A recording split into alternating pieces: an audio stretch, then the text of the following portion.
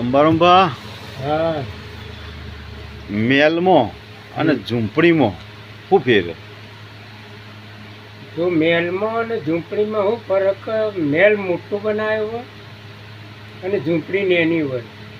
મહેલમાં 2 જણ રનારમાં 10-12 ખંડ હોય તો રાતે બીક લાગે કે સારું હોયથી ચોર આવશે, કોઈ ભૂત આવશે. અને ઝૂંપડીમાં શાંતિ મળે નહીં.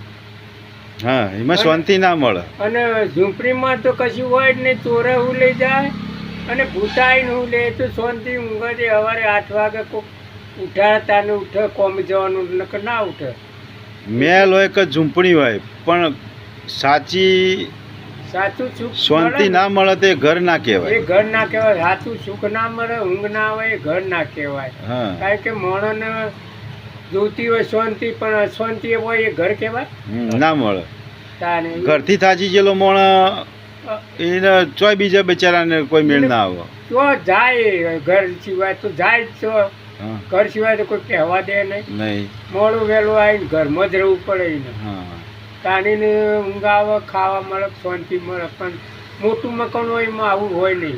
મોટું મકાન જેટલું મોટું હોય એટલું ઘાટા તો બીવરાઈએ નાખે આપણને. એ રાતે ભૂત આવે કે ચોર આવે, આવી બીકમાં એવી બીક લાગે પાછું કે હારું કોક આઈને પહેરી ગયું છે તો. કોકાઈને પહેરી ગયું છે, કોઈ તો ચોર આવે.